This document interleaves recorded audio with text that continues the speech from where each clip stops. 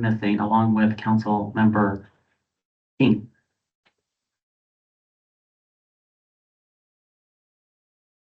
Let's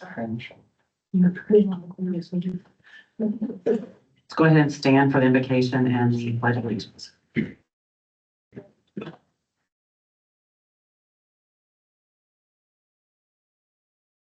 I pledge allegiance to the flag of the United States of America and to the republic for which it stands, one nation, under God, indivisible, with liberty and justice for all. Honor the Texas flag. I pledge allegiance to thee, Texas, one state, under God, one and indivisible. You always remain standing and join me for the prayer, please. We kind of went out of order this evening. Dear Heavenly Father, we ask that you continue to guide the efforts of all of us who work here on behalf of the community within the city of Rome and all of our neighboring communities and our friends here in Wise County. We are ever so grateful for those who have chosen to serve their community and will be reappointed through the next 2 years in their council seats, and we thank them so much for their service. We ask that you watch over each and every one of us as we go about our day on behalf of our families and the city, and continue to bless the work of our hands. In Christ's name we pray, amen. Amen. And do we have any public comments?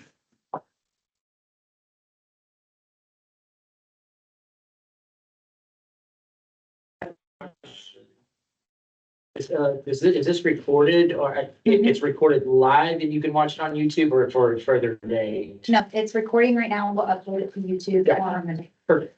It is also being streamed at the moment. Yes, It is being. it is live, yes. Okay. But only here. Okay. Michael Smart, Yes, you ready to speak? yeah, be happy to. Thank you so very much. If you'll stand up to the podium. Absolutely. Well, like she just said, my name is Michael Smart. I've never been to one of these. I've been a Rome resident for since 2013 is when we moved into Crown Point, me and my wife, and we have 3 kids. They told me I had 3 minutes to speak, so I'll make this as short and sweet as I can. I want to thank each and every one of y'all for everything that y'all do for the city. I do have something that I would like to bring up that I'd like the city to take a look at. It's the drainage ditch that is in Crown Point between Troxel Boulevard and Sterling Road. When I moved into this community, that drainage ditch was taken care of by the city, and when it would get 6 to 8 foot tall, I would reach out, or my wife would, we would send an email and say, hey, why are we not taking care of the ditch? Because we would get rodents, we would get rats, we would get coyotes, raccoons, and all snakes. My cats would bring snakes up, and my kids would go out on the porch and be like, Dad, I got a snake, and the cat had brought it up from the drainage ditch. Anyway, long story short, me and my wife just took it upon ourselves that we were going to start maintaining our part. We live on the biggest part. I live right at 430 Troxel Boulevard, and I take care of that whole arm myself. I was told the reason under the old administration, I don't know if we're allowed to bring up names, but Cynthia told me the reason that they stopped maintaining that ditch was they found out that it was property, that ditch. It's in a 100-year floodplain and nothing can be done with that ditch. It's up to the homeowner's responsibility, but you can't do anything with it. Well, I can't teeter-totter on rocks, and we were weed eating from sun up to sundown, Saturday and Sunday, just to do our part to keep it maintainable. And I said, with all due respect, the idea is you're saying it's private property and you can't have city workers on private property. However, you've been doing it for this long. And my rebuttal was nobody along this drainage ditch knows that they own it and that they're supposed to maintain it. And I'm the only one doing it and no other patrons are. No other homeowners are. I'm out of time, I'm assuming. I said, look, everybody that would maintain their property, that nobody has a fence on their fence back there. They don't know that they own it and they don't know that they're responsible for maintaining it. Some of them I mow lawns in Crown Point. It's a side business that I have. And I've asked several homeowners along the ditch, you think I'm going to maintain that and or did you know you were paying taxes on it? They are paying taxes on it. I'm taking that up with the Wise County right now to try to get out from underneath that because they're saying I can't do anything with it, but I own it, but I have to maintain it and pay taxes on it. And I'm just here I took several videos. I've walked it. I've taken videos, and photos of it, and I'm just looking to see if there's anything, any kind, I'm not one of those people that are trying to strong arm anybody. I'm just looking for some help to see.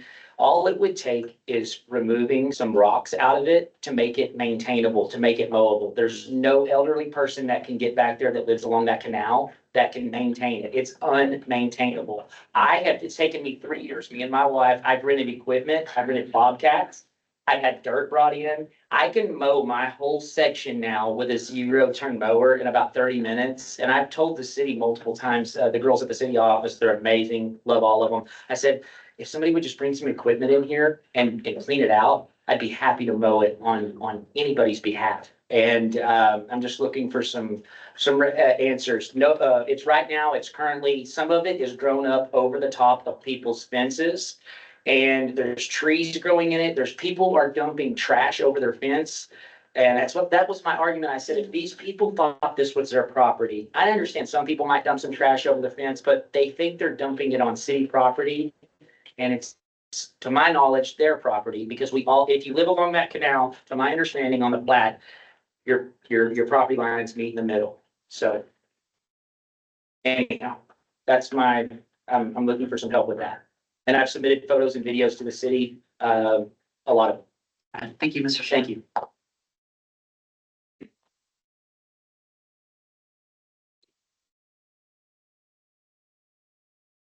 Mr. Smart, did you say this was your first meeting? It is.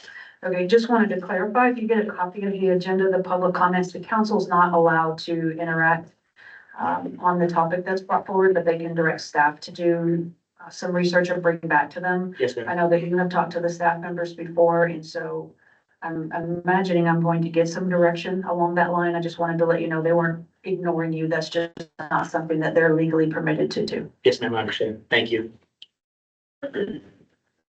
We have a few announcements. March 4th is monthly bulk pickup. March 5th, monthly outdoor warning siren test. March 13th, the city council meeting at 6 p.m. and March 27th, the city council meeting at 6 p.m. Does anyone have any other announcements? Okay, well, on to the consent agenda.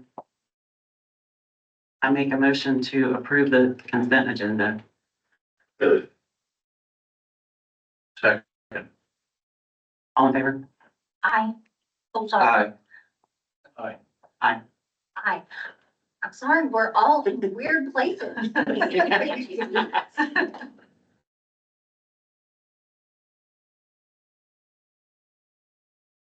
Okay, on to the regular agenda. Discussion and any necessary action for the budget amendments for fiscal year 24.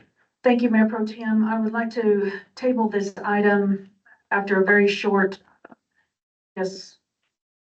introduction to the topic. I sent you all a spreadsheet that contains some information as to budgeted to actual numbers for FY 24. I was able to have, or Brooke and I were able to have a meeting today with our financial consultant, that there are a couple of line items that we still need to make sure that we have separated correctly in our financial system and that they are recorded in the right department as it relates to the cost for health insurance. So she is working on that, and I believe at the next meeting, one of the meetings in March, we will have the finals for you to approve. Generally, these reports will start to come to you in mid-year and then again at the end of the fiscal year in September, so that you have that information as a normal course of business as we continue to streamline our finances. The good news that I can convey is based on numbers I have today, both general fund and utility fund had excess revenues over expenditure, so we were within budget on what we had been given the authority to spend, and were able to put some back into our not rainy day fund, but we're back into fund balance. So we'll go into greater detail, but I did want to at least give you a brief overview, and I'm happy to answer any questions that you will have tonight, or we can table and then move through until one of the March meetings. Go ahead and table it. Thank you, Mayor. Number 2, regular agenda, fiscal year 22-23 audit. Council, you. Thank you, ma'am. Yes, we do have online Valerie Halverson, who is with our financial auditing team. Just as a reminder, your auditing team works directly for council. We as staff members provide them information, but they don't work for us as the staff team.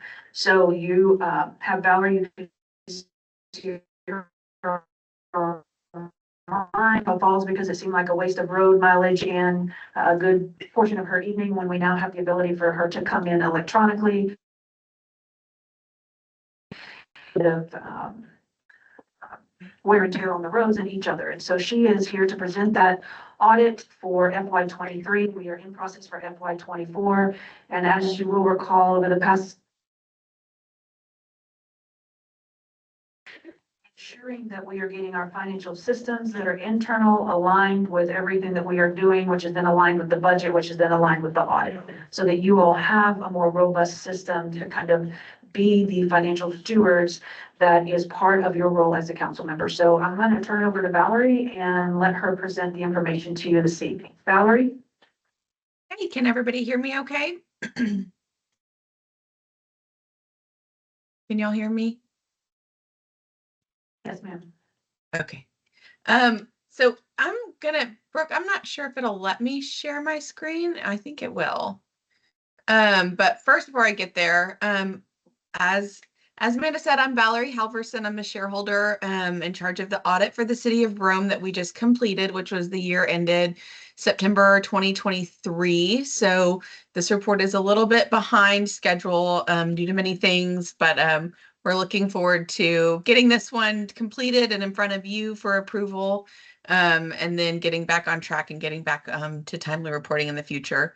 But overall, I mean, besides the kind of delay in getting through it, the audit went well. We really enjoyed working with Amanda and Brooke and her team, and also with Debbie Piper and her team, and that's really made a big difference in our ability to even get, this report done and out the door, and look forward to future audits. And so typically what I do in these meetings is I really hit the highlights of the report, and I just try to explain the elements of it, because the annual financial report is something that you really see once a year.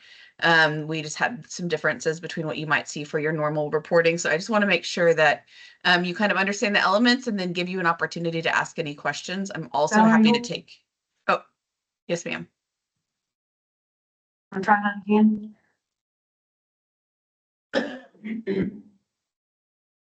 I'm so Can you sorry. hear What was us? that? I can hear you. Can you hear me? Yes, ma'am. Thank you. Could you hear any of that, or do I need to start over? Good. I'm so Valerie, sorry. can you hear us now? I can hear you. Can you hear me?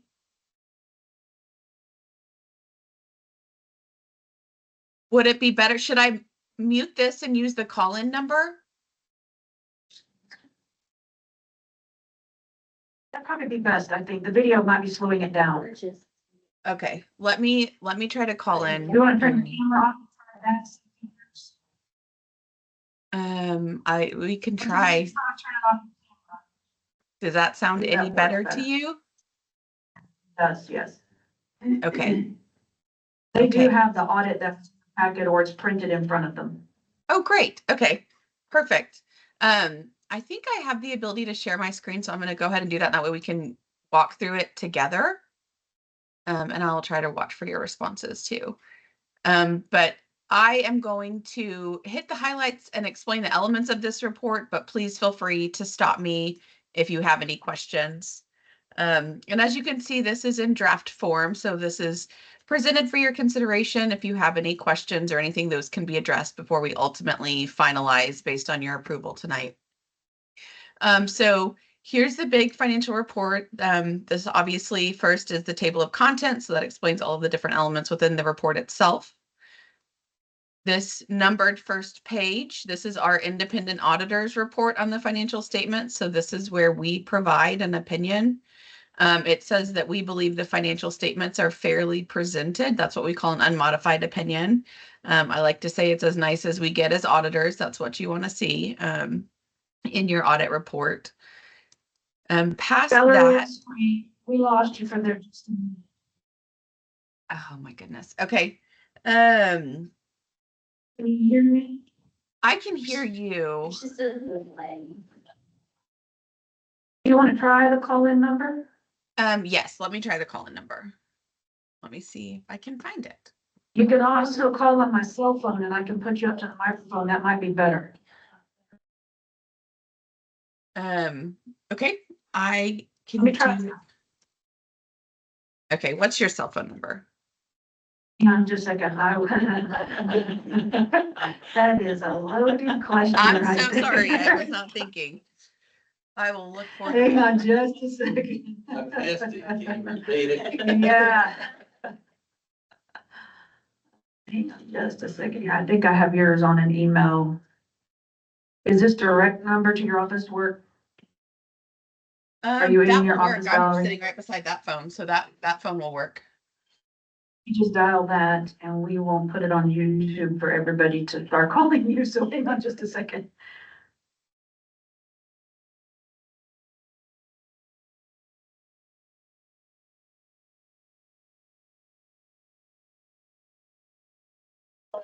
Oh, good. Okay. So if you'll mute your computer, I'll put you on the mic. You ready?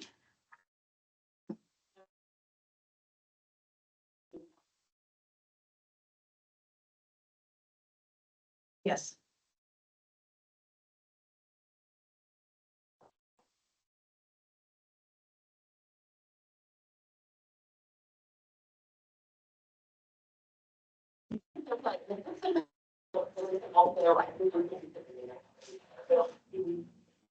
I think we can get it done.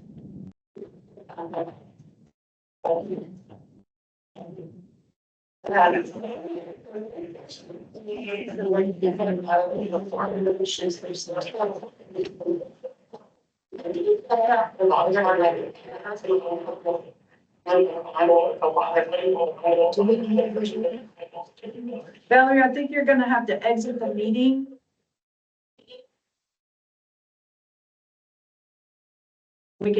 We'll just hear you with the printed copies we have here. Very good.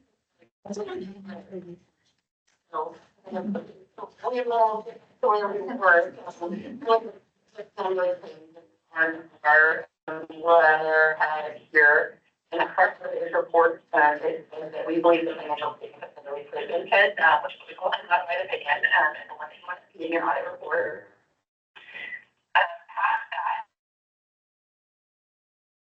The management's discussion and analysis. This section is intended to provide more of a conversational discussion of the results of the year and how the financial statements work together. And so I'd like to point out, because if you're not very familiar with this type of accounting, it does provide an explanation and a little bit of guidance on how to read it. So that might be a good place to start if you're not very familiar with governmental accounting. Moving forward, we get to the basic financial statements, which starts on page 13. This first statement, as we call it, the statement of net position, and this is a look at the city as a whole. So this includes both governmental activities and business activities, and it's also full accrual basis, meaning that we've got all fixed assets of long-term debt included within this report itself. We really look to the total net position, which is the difference between your assets and liabilities for the city as a whole, was just under $7 million at the end of 2023. Split between governmental activities of $3.9 million and business type of $3 million. So good, healthy, unrestricted net position there. On the next page, page 14, is the statement of activities. This is your revenues, expenses, and your ultimate change in that position for, again, this is looking at the city as a whole. This statement is a little unusual. It starts with expenses and then has direct revenues that are reducing your expenses, and then it totals down to your overall change in position. So the city, I'm looking at on the bottom little schedule, the change in that position is about the third line from the very bottom, and it was $1,118,000, an increase at the end of 2023.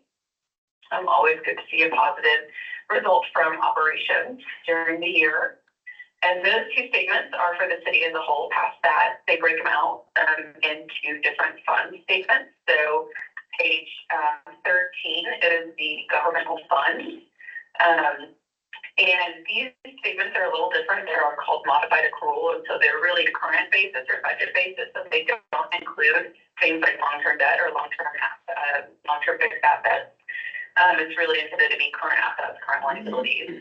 So you see here, we've got general fund, debt service fund, and then your total of the governmental fund. And the number that I always like to point out here, and the big focus, is your unassigned fund balance in the general fund, which is near the bottom of the page in that first column. And that was $1,944,000 at the end of 2023. You're really looking for that to be between at least 3 months of expenses to 6 months of expenses. And y'all are well over the 6-month mark of expenses with a really healthy general fund balance at the end of 2023. The next page is a reconciliation between the statements, and then on page 17 is the revenues, expenditures, and changes in fund balance. Again, this is more of a cash basis approach or a budget basis for your governmental funds. But overall, the general fund had an increase of just about $185,000 for that year. Past that is the next reconciliation, and then we'll get into the proprietary fund statement. So this is your water and sewer funds.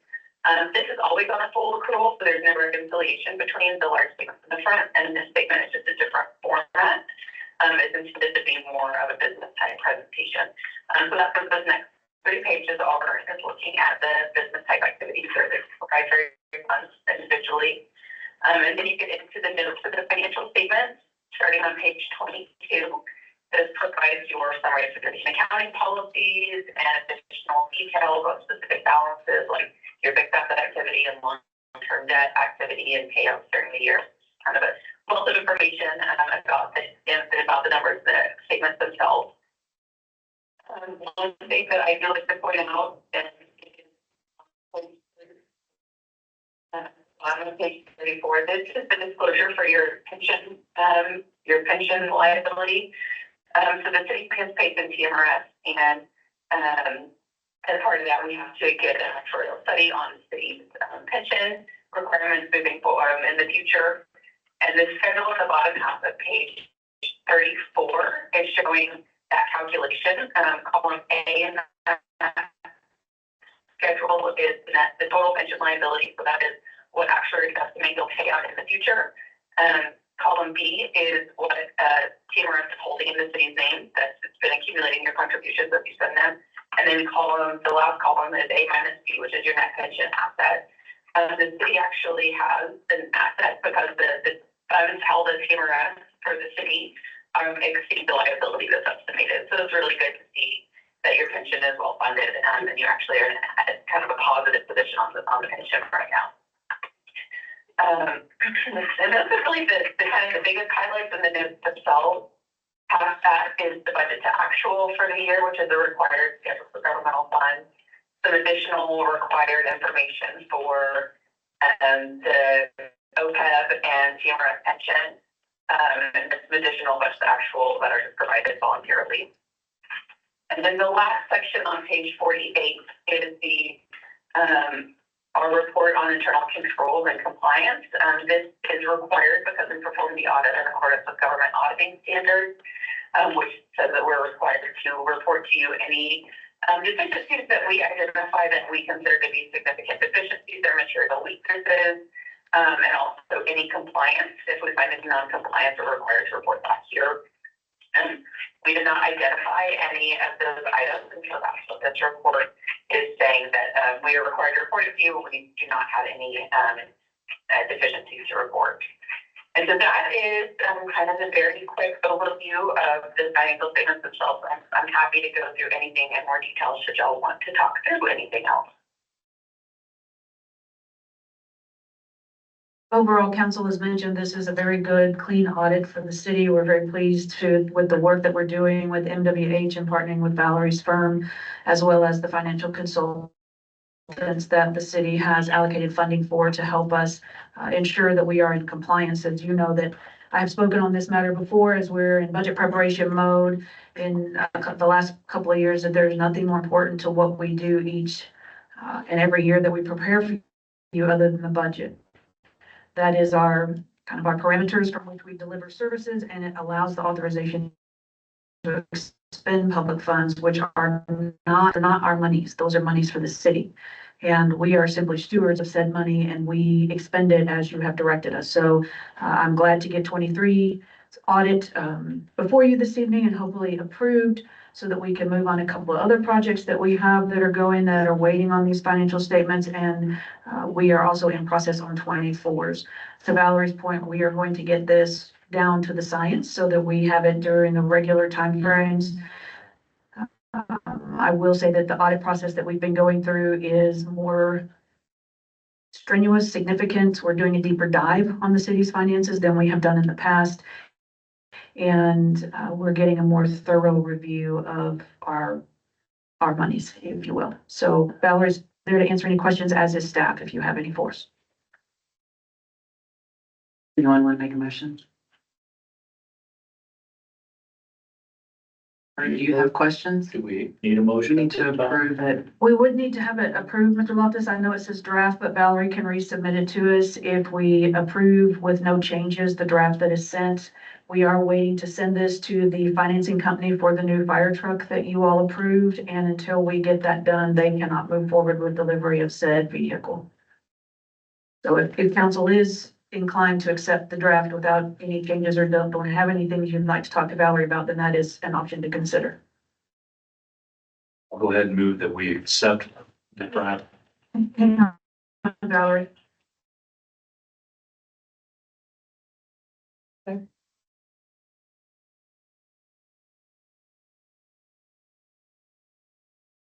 Is this the one on the wholesale water supply agreement? I noticed the dates, but the only other highlighted section I saw was on page 39. Okay, what are you looking for from us for page 39?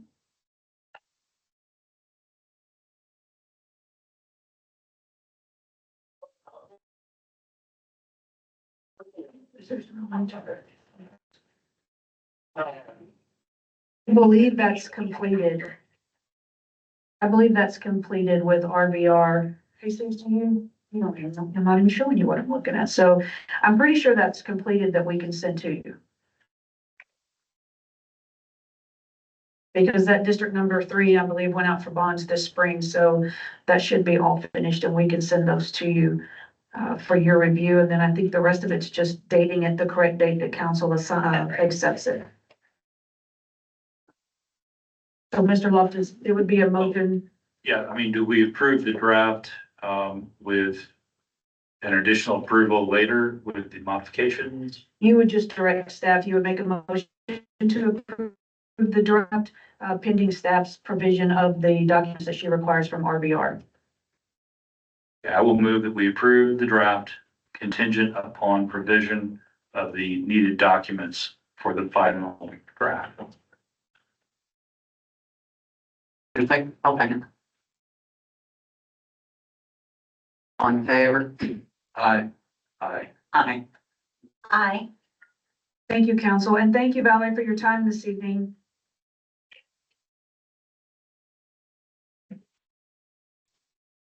That's all right. We'll talk to you next week. Thank you. Bye-bye. Okay, number 3 on the regular agenda is the bid award and submittals for modular building.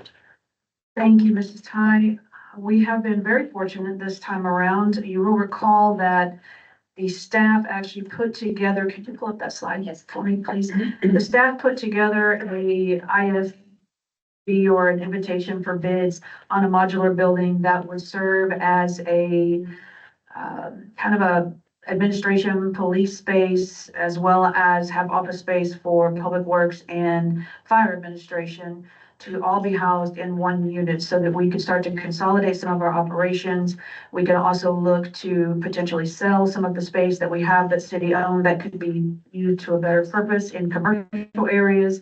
And so what you see in front of you on the screen is a layout of the modular building that we would be looking to obtain bids on. You can see on the very right-hand side, it looks like there is a ramped section that would come up. That is the access point for residents and others who come to City Hall and have to transact business. They would come up through that area and proceed into the lobby there that you see. And they would, if you'll give me just a minute, let me see if it works, and I'll put this, see if I can show you a little bit better.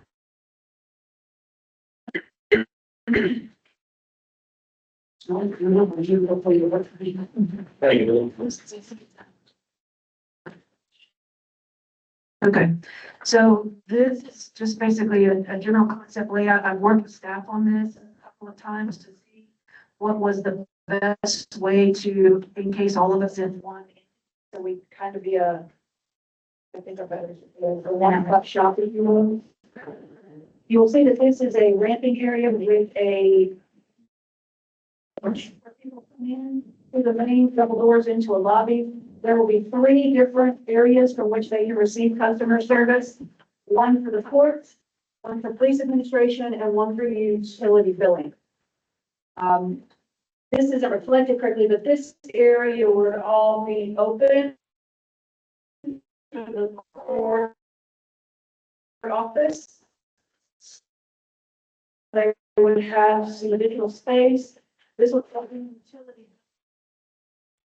Have a couple of folks who can provide, and the police office out here keeps for this window so that we have one lobby instead of 2 separate lobbies as we, thank you, sir, as we currently have now. The conference room, which we do not have currently, will be a very welcome addition for us to hold meetings. And this is for all staff. So it doesn't matter where you're at in the building, that conference room is open to anybody who needs to use it. It's also open to council from the standpoint, if you have a one-on-one meeting with a resident that you need some space, we can certainly use that as well. This is another office. These are also offices. This is an exit point with a stair step and a small landing here before you get into the building. The same thing on the back side where your fire chief and your public works department heads will sit so that they can come out on this back side closer to where their service delivery units are, and they can get to the rest of the buildings easier. These are 2 restrooms. You have a training area as you roll call, we need to have a staff meeting, or we are functioning as a team, we have to shut down in order to gather in one space because we don't have enough square footage to hold all of us. So the hope is that as we are gathering there and we're holding staff meetings, we can continue to provide services, because one person can just go to the front and help somebody through utility billing, or one person can go and tend to the police use, but with questions in this particular area for staff consolidated kitchen for everyone to use, then this is where we will very likely have some sort of a door that will, in order for us to be CJIS compliant, so that the police department's information is kept separate and apart from the rest and has a security feature to it. They would have a controlled access door here. You would walk into this area. Here's the police chief. Storage, the sergeant's office, police admin. This would be for quartermaster because we don't currently have space to store ammunitions, uniforms, other things of that nature. This is the briefing room, and then there are 2 men's restrooms back here. And then they also have an exit point here and here. So we think that we have designed the building fairly user-friendly, not only for our residents, but also for our staff. And we think that it will do well to house all of us. It's about, we're having some internet problems this evening, but it's about 5,200 square feet roughly. So it should allow us to keep everyone in the one space. And yes, we have checked to make sure, and we've measured rooms just to make sure that we're not surprised and we don't end up with something that's much smaller than what we anticipated. So hopefully that will give you an overview of what the building looks like. We actually had an exercise where we had our staff team come together at one of our staff meetings and had them design the layout to see what would they think of that maybe I or Jesus had missed when we were kind of planning this out. And they brought together some really great ideas that we were able to incorporate into this. So that was one of the processes that we did last year. You will recall that we've been working on this particular project since October of 24. And we do have a lease that is up on the current city hall that we are, at least as of today, scheduled to be out of there by May the 9th. Yes, ma'am, that is a quick turnaround. So we had hoped to already have this bid awarded in the December, January timeframe, but due to the first bid that we put out in the newspaper, we did not have anyone that was interested in submitting bids for the project. There were some notations in the invitation for bids that was not specific to our project, and it was referencing things like asbestos, which we're not going to have to deal with because we're not renovating the old school, we're putting the building in front of it. So it caused some folks who are in the modular building world to decline to bid the first time around. So I was able to work with our grant works team, and I was able to have some discussions with them as it related to what needed to be removed. I went back and I reworked the invitation for bids and made it very specific to the city of Rome and made sure that we had tightened things up. I'm very pleased as of today's deadline, which was 4 o'clock. And in talking with Mr. Atkins, our city attorney, his recommendation to me and to council would be that we go ahead and close the bids effective at the 4 o'clock timeframe. Give staff the next 2 weeks to evaluate said bids and then bring you a recommendation at your first meeting in March. We really need to move this forward because we are going to ostensibly run out of time. I don't know if the young woman who owns our building is how quickly she will lease it out. We may be able to negotiate an additional 2 months of an extension, but I think if she finds a tenant, we may have to vacate it sooner than we were expecting. At least we would not get an extension on our time. So we would need to pivot and do something that's in a temporary fashion. So hopefully that helps.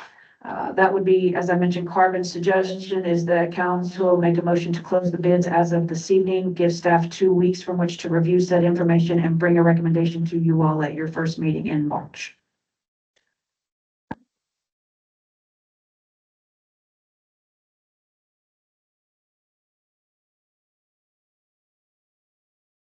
Is there any discussion? I just wanted to know what was on the top part of the screen. What is that? But like the back side of the building? That would be this side that faces the old school. Okay.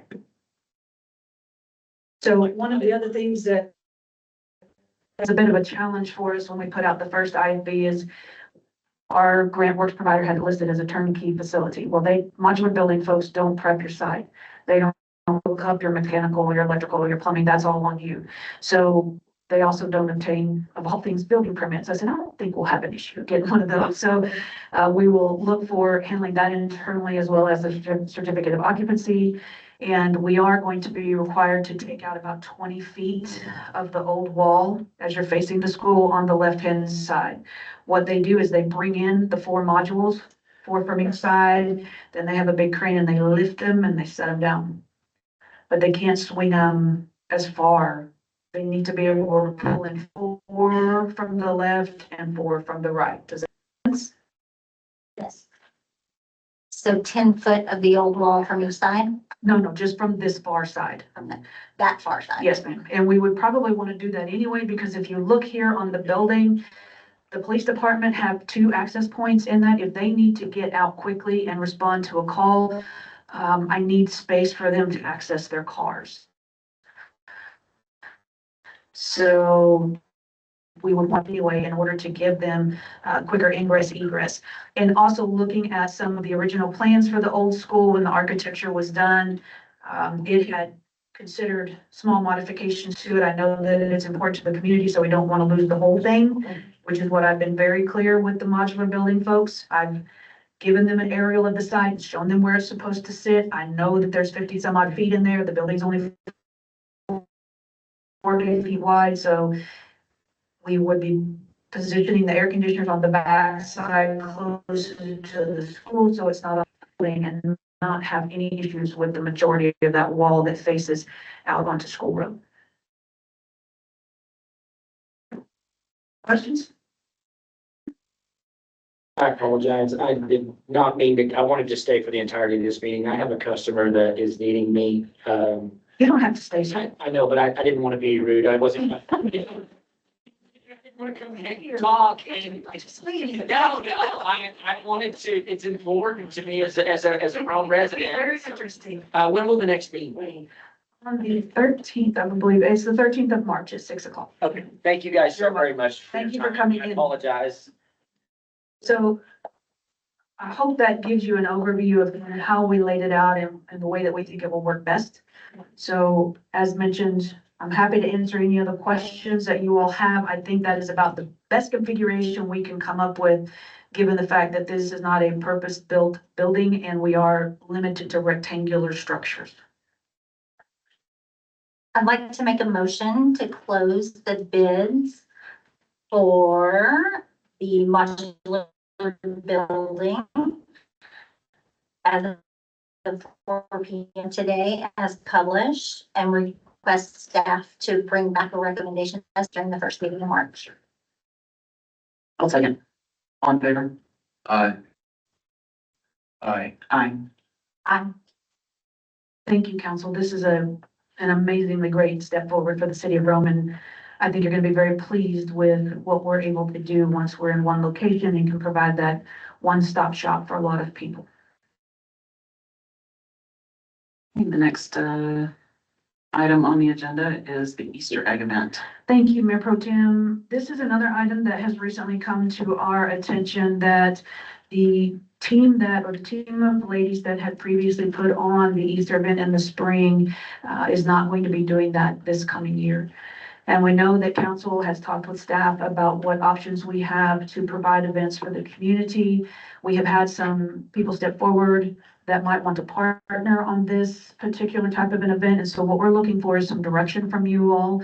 If you want staff to pick this up as a potential community-driven event, we can look for partners to be of assistance both in the setup and the takedown. We can also look for folks who might want to have a booth there, like if there's any churches in our area or any vendors that might want to have a booth for that event. We have reached out to some of the local Humane Society, pet control, animal control folks to see if they want to have a pet adoption day. There are some ideas that staff have started to put together that could be fun for the folks in the community to be a part of. I know that we have a lot of people who look forward to this each year, and so we wanted to bring it to council's attention to see if that's something you want to direct staff to try and add to an event calendar, if you will, on behalf of the city.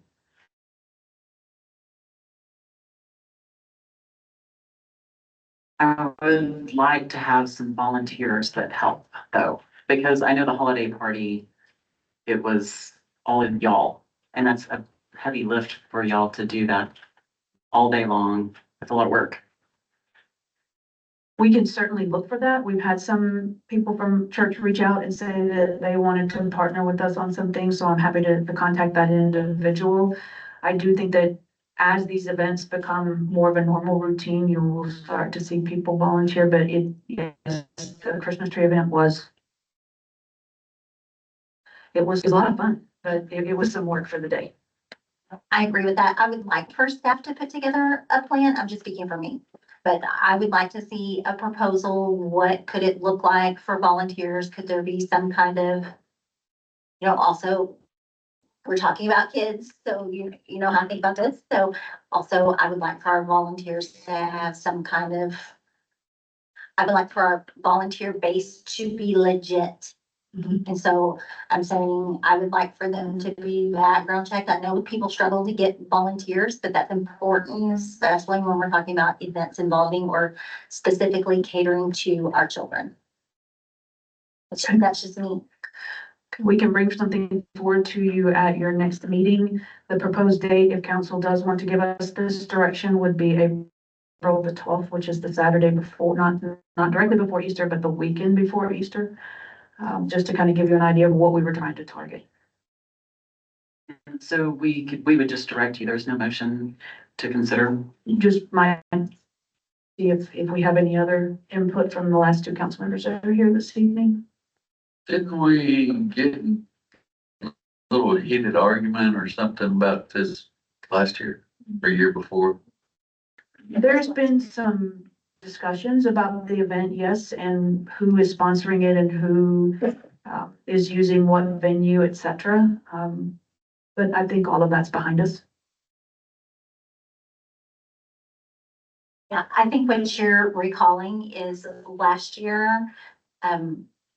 we wanted to partner with that group of individuals that was going to host the event. And so to partner with us, that allowed us to waive the park fees and that allowed us to provide some support there.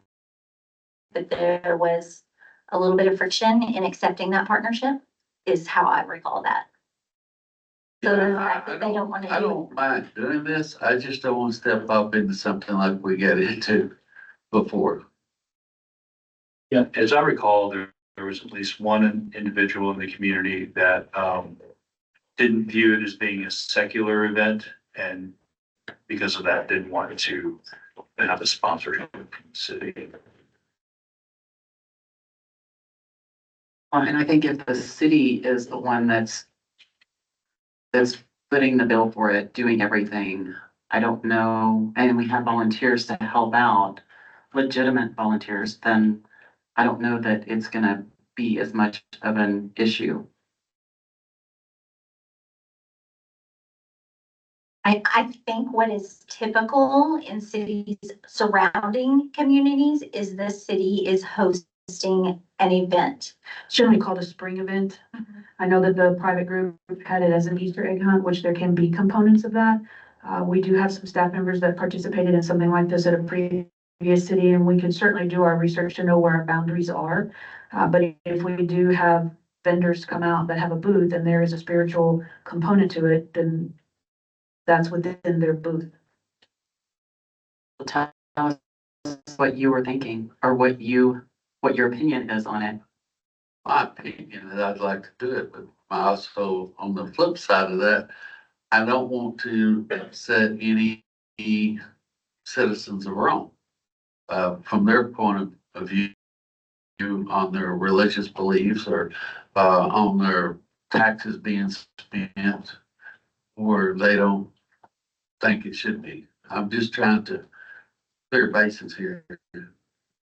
That's certainly a legitimate discussion point. We would have to spend some funds in order to make this happen. Now, could those funds come out of the hotel motel tax fund? That's my understanding, yes. So we have a fund that we can get these monies from that aren't necessarily the taxpayers. It's coming from that hotel motel to get people to come into the city, which, I mean, is a good deal. That's what we did for the Christmas event too. It's to promote tourism, yes. People to come to the community. Honestly, I'd like to see it, but I just want to protect the other side. That's what I'm saying. I do like the idea of considering it more of a spring event. And so I don't know what that might look like or sound like. I think there's some other questions around, the vendors are going to come in. Are there any vendor fees for them and what those would be as identified by staff? We can do some research between now and the meeting on the 13th, but we need to have our ducks in a row so that the decision can be made and we can move forward very quickly because we have got a short turnaround. We did reach out to one of the individuals or what I understood to be the main person who was putting that on last year. I believe they came and spoke to council and they conveyed to staff that they were not participating or able to host it this year. So that is the only reason that we bring this up is I know that it's become something of an event for the community that people enjoy. And if this is something council wants us to start doing, and I do think events are important for the community, I'm also aware that we have a finite, limited resource. We don't have just a lot of staff. And to take on 6 or 10 events, we cannot do that. 1 or 2 that are well placed, yes, we can do that. But to me, this is one that I would need direction from you all as to which way would you like us to go. I think there's no harm in exploring the alternatives and what it might look like. And that I think even if we didn't do this, that would have benefit going forward with other events. I like that too, and I like the spring event also, kind of all encompassing. Okay, that's the direction I needed. I appreciate that. We will get on looking at all of those different aspects of it over the next week, and then we'll be prepared to present to you at your March meeting. All right, the fifth item on the regular agenda is discuss, consider, and act on the purchase of a Life Pack 35 for the fire department. Thank you, ma'am. We have Chief Estes who's going to present some information to council on this particular item.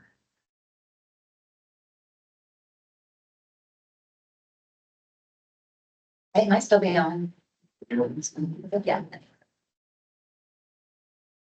Well, first, I'd like to thank all y'all for letting us talk about this item. On the Life Pack 35, right now we have a Life Pack 15. It was built in 1998. They bought it used in 2005, so it's 20 years old.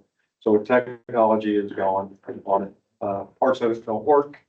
We can't get it serviced or get it honed up to see if it's working properly because they will not touch it. They touched it 2 years ago, but it is so old.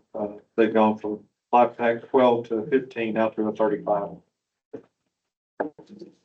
And most of y'all know that we run ALS. Our article came out in the paper a while back about all this, but Rhome Fire Department out of 17 fire departments, the first one to ever run advanced life support.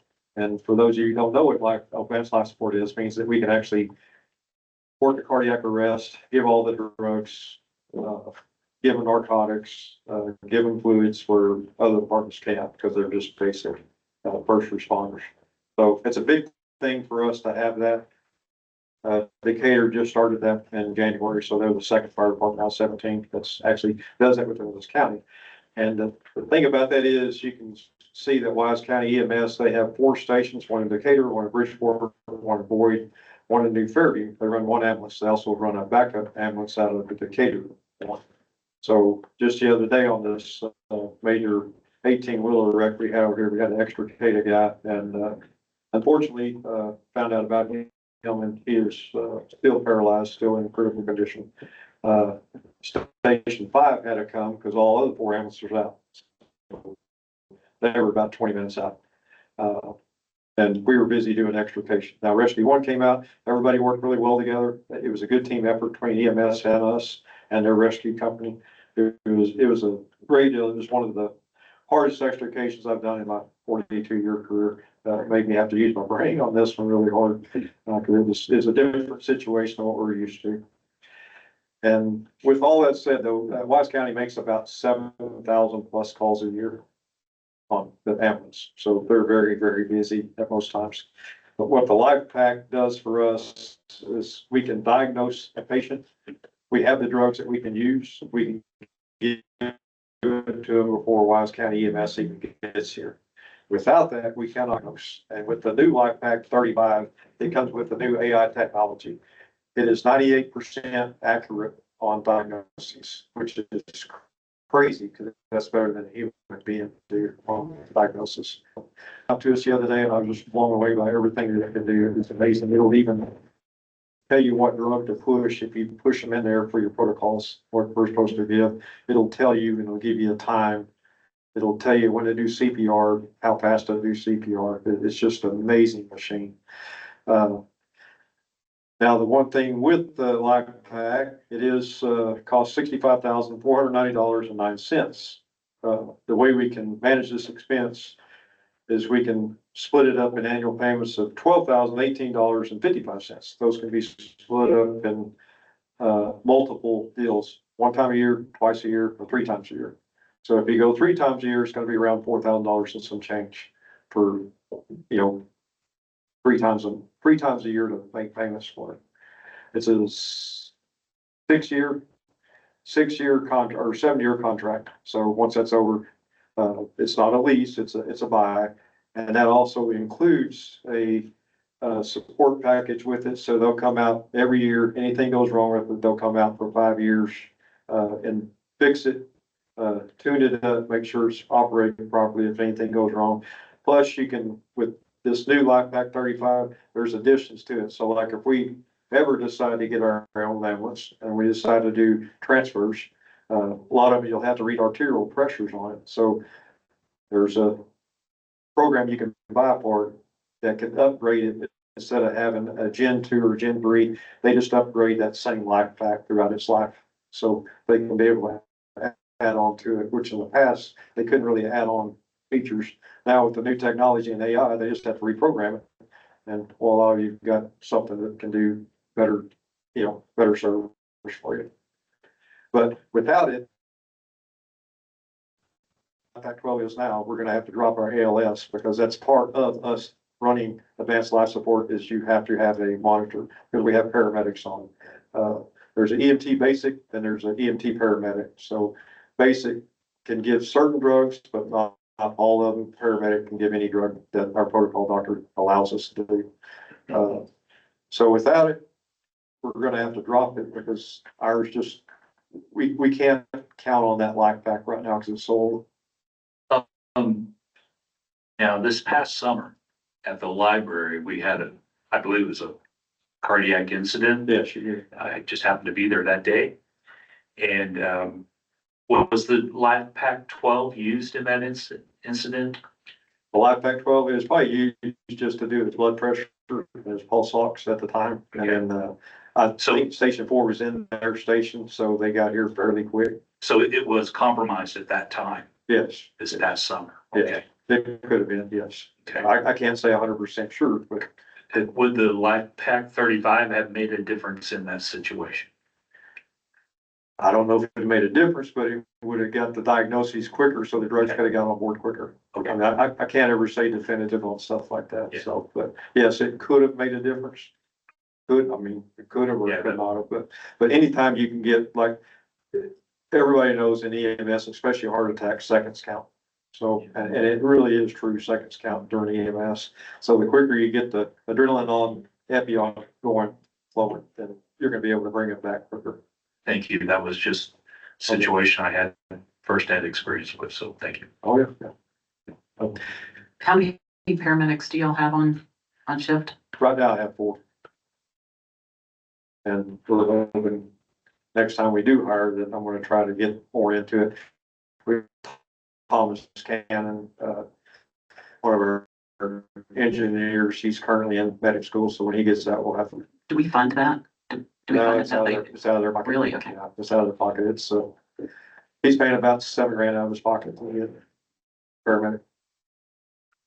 I wish we could, but that's just one of those things that it's kind of out of the way. I wish we get everybody paramedic.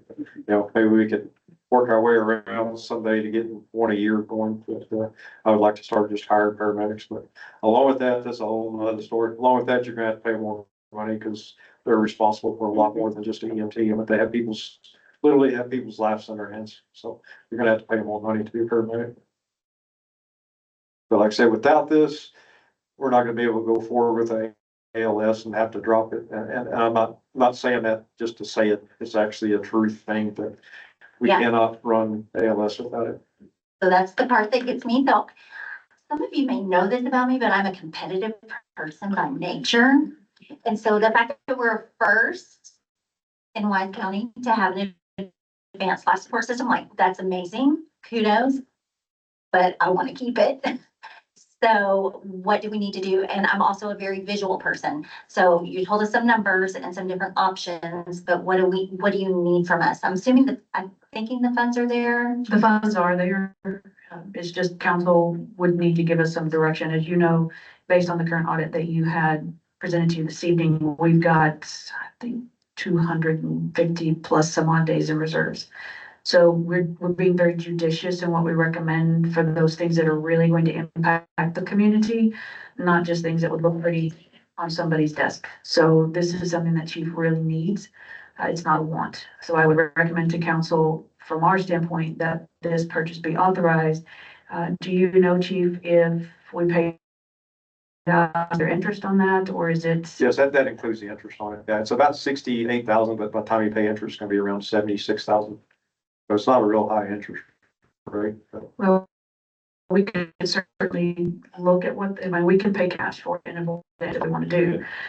That's a fairly significant amount to me. We're not strapped to the point, but we could also pay this out because we have a lot of other things that we're going to talk about that are needs that the community has deferred for a while. So really, if council wants us to look into this, we would just need that direction and we need to know, how do you want us to pay overtime or pay cash? My thoughts are for staff to look at it and see what the differences would be, what the options are compared to others, and then just, I don't have a problem spending the money. I think I would just rely on staff's analysis of what would be the best.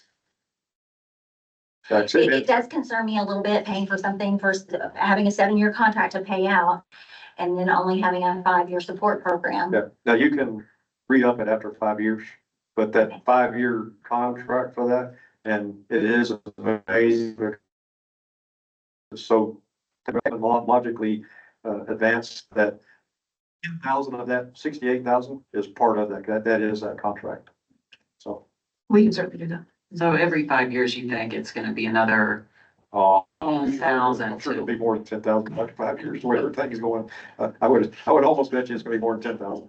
But So we would just need a direction from council or motion so that we could know which direction to move. Well, what's the life expectancy of this? I mean, when will they upgrade and delete this? well, our Life Pack 12 lasted 20 years. So if that's the case, that lasts 20 years, then we're paying about a little less than $3,000 a year for that Life Pack over the life of 20 years. but it's in really bad shape after 20 years, right? Yes. If a new system upgrade comes within that 5 years, would that be included in the cost? Will we get the free upgrade for a certain? No, you won't get a free upgrade. I mean, well, if they just upgrade the actual programs that are already on there, yes, that would be part of the 5-year. Okay. But if you want to go to something more advanced, you'd have to pay for that program. It's just like owning your computer at home. If you want to put Windows, whatever on, you're gonna have to pay for it. You know, upgrading Windows, you'd have to pay for that upgrade. Did they say if after so many years you want to upgrade, but it's a complete new pack, is there a trade-in option and how? There is a trade-in. They're actually gonna give us $500 for that. Well, I said, what are you gonna do? And they go, we're gonna throw it in the trash because they said, we're just giving you 500 to give you 5. We'll take it. So that's what I said. Credit is a credit. We'll take it. Yeah. Yeah, I think the bottom line is we have an aging population and a growing population. I hear about younger people all the time having heart attacks and health issues, serious health issues. I think if we could provide that service to our public, I think that would be a good thing. I will attest to people having heart attacks at younger ages. Anyone want to make a motion?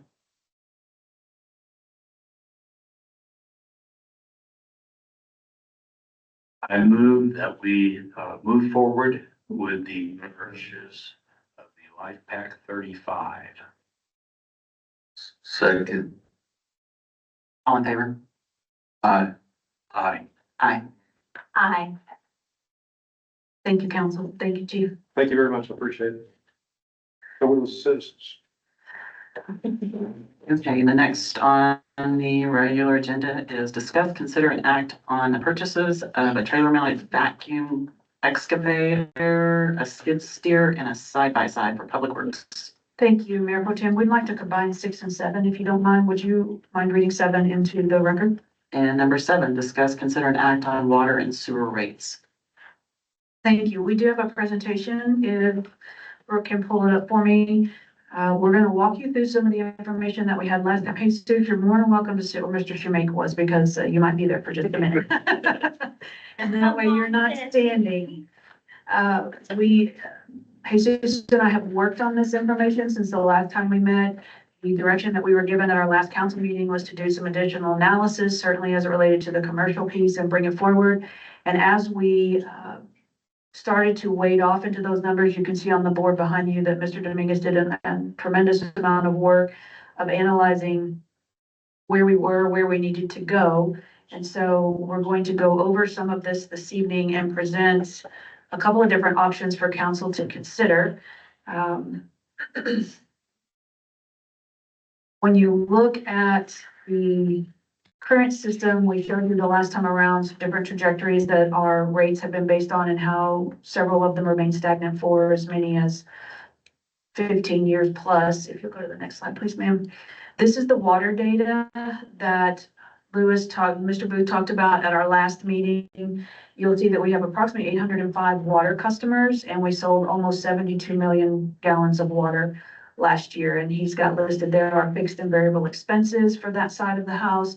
You also see, if you'll go to the next slide, please, sewer data. I corrected the number on wastewater treated. You may recall at our last meeting, we had the same amount of water sold as wastewater treated, and it's not the same number. We're at about 54 million gallons of said sewer. But then one of the other discussions that he brought forward was the concept that in our current rate structure, we have a base rate. And in that base rate, we have been giving away 2,000 gallons of water and sewer every month for free. And the one thing that he did stress to everyone is if council was going to look at an incremental approach to this issue that we currently have within the utility fund, the very first thing he would recommend is that we remove the free water and sewer. So if you'll go to the next slide, please, ma'am, this is kind of what this looks like. So in the 0 to 2,000 gallons, we're currently in water providing, it's $8.87 per 1,000 gallons. If you multiply that by 2, you get to $17.74. Our current sewer rate per 1,000 gallons is $6.41. He would recommend that based on our needs within the fund and the way that the cost play out to treat this, that it's moved to about $6.88 per 1,000 gallons. And that brings you to $13.76 when you multiply the 688 times 2. Next slide, please. When you look at that as it relates to what that does for the average bill, you'll see that in our current billing structure, 0 to 2,000 gallons is free, water and sewer. The proposed change would be as listed there for a total move of $31.50 per month. When you look at that and extrapolate it out, it's about $22,537 a month for the utility fund, or approximately $270,000 a year. One of the things that will help put this in perspective for you all is this fund, and as we go through, this fund has had some challenges in the past. And I'm sorry, this is going to be a few slides ahead. Brooke, could you go down a few more slides for you, please, ma'am? Keep going.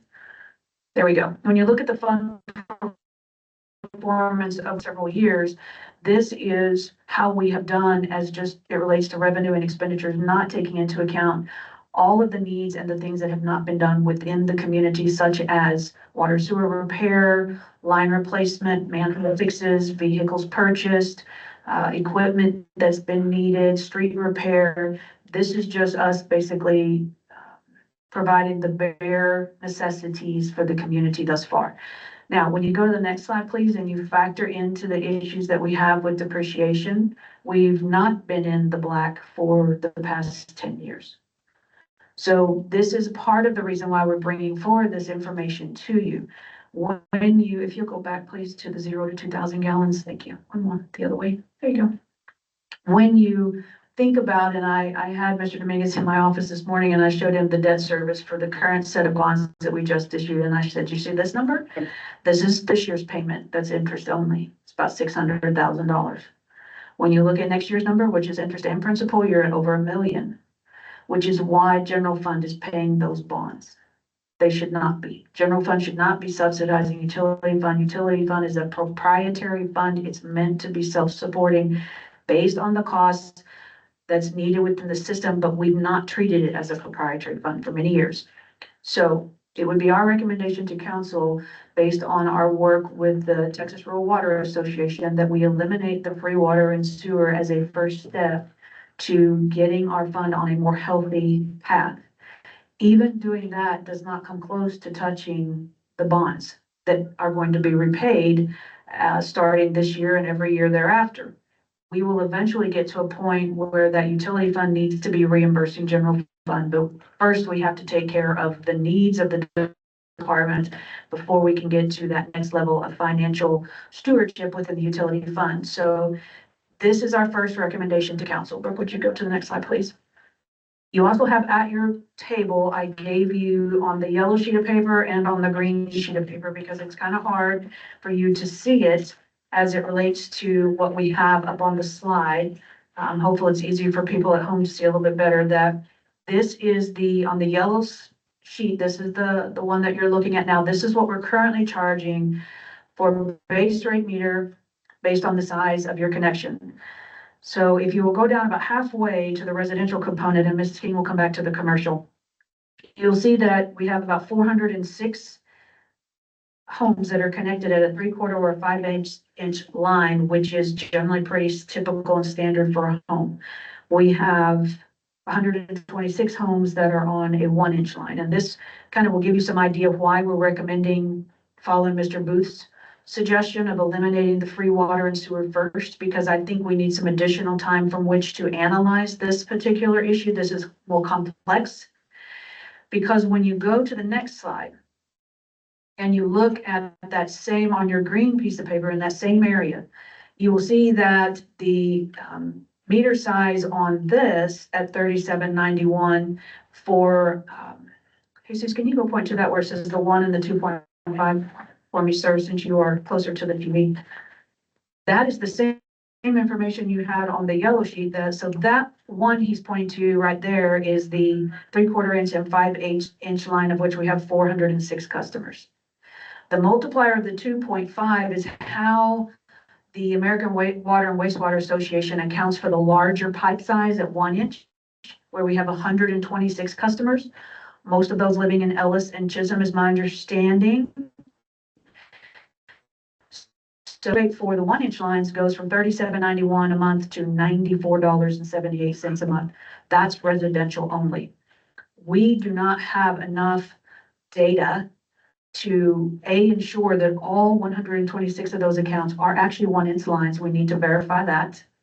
And then we need to figure out a way that we equalize, because it's my understanding that the 1-inch lines on some of those homes that were put in, I don't want to say they were upsized, but they could have potentially been a 3/4 or a 5/8. So we need to figure out how we're going to normalize that for residential. Most residential are on a 3/4 to 5/8 inch line. Then when you go back to, does that make sense? Because it's kind of, this is a complex issue. Yeah, I guess, as far as lack of data, I guess my questions would be, even though they've got a 1-inch line coming in, is their usage really that much higher? Or are they using pretty much what everyone else would use? That's just a question I have. So usage is a whole nother concept. Your base rate is applied based on meter size and connection. Okay, but even if I have a bigger meter, if I'm not using it, I'm just not sure. For those people that do have the larger 1-inch line, is there any sort of reducer that they could purchase to adapt that so they would not have to have an additional expense? This is a very, so for your normal houses, yes, everybody that I've been around is 3/4 inch, 5/8 is for regular homes. Why they did Chisholm and Ellis 1-inch, I have no idea. I don't know what the intent was, but I do see why the usage, I don't know what their usage is, but what it is that multiplier is your shower versus their shower at the same time, full speed. You're gonna get more water usage out of the 1-inch, and that's the only thing I can explain on that side. Yeah, but I feel like we're penalizing the people that had no choice to get those 1-inch lines. Which is why we would recommend to council that we do some additional analysis and try to normalize that, because to me, that's not equitable. I don't think if they did not flat out fill out a form, for lack of a better term, and say, I want a 1-inch line, why should they be required to pay a higher rate when the standard within residential is 3/4 to 5/8? We need to get to the bottom of that before we recommend anything to you all, because to us, that doesn't seem equitable. Does that make sense? Yes, and then also, so I wonder about, so is that if I turn on the faucet, okay, pardon me for being very Correct. traditional girl. But if I turn on the faucet, my kitchen faucet is, how big is that, Jesse? What I'm holding up. Your kitchen faucet's usually half inch. Okay, so it's a 1/2 inch stream of water coming down. And I adjust the thing if I want more water or if I just want a trickle, right? So how, if this is the size of the hole that the water's coming out of, the faucet, and the pipe is, what, 2.5 inches? No, it'd be 1 inch. No, but if it's if it's 1 inch or 2.5. That's your multiplier to equal. Okay, so if the pipe is 1 inch, how is more water coming out the hole? Precious. So, term volume, so we'll take an example, and I hate using my hand to do this, but this versus this, Okay, if you turn on 4 sinks in your house, this house, you'll feel the difference.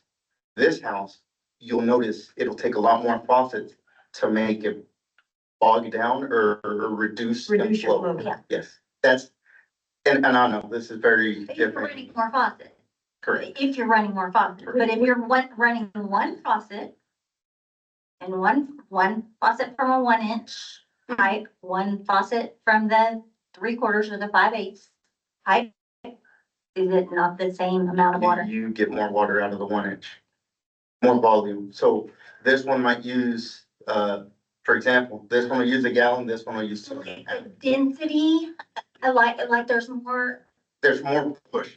Yeah. Yes, Okay. yes. Like you slide down the slide faster. okay, Your water hose versus your neighbor's water. There's pressure versus volume. Yes. pressure, So everybody might have, I can't even say that because every part of town has different pressure. okay, But a house in, 2 houses in Ellis, say one's 3/4 inch, one's 1 inch. If you run the same faucet out of both of them the same exact time, and you turn it off the same exact time, 1 gallon went through the 3/4 inch, 2.5 gallons went through the other. There's your multiplier. okay. So that's why when we got to looking at this data, because when we originally thought, okay, this would be better if we right size our meters and we are right size the charges to the meters. But let's fix that first. And so when Jesus and I started going through the analysis of such, as you see behind you, we determined this is going to take a deeper dive. For instance, when you look at the commercial, Mrs. King, this is one of the things that you asked us to look at, right? On the yellow sheet at the top, I listed the commercial, and we have 23 at 3/4 inch, which is pretty small for commercial. Very abnormal. We've got 13 at 1 inch and on down to where we have 4 that are at 3 inch and 3 that are at 4 inch. So then if you extrapolate that to your green page, the multiplier on the 4 inch is 25. That base rate they're currently getting charged is $48.82, and they should be getting charged a base rate of $1,120. So there's a very large discrepancy in what we have going on. What we don't want to do is, for instance, Northwest ISD, based on our information, has 4 3-inch meters.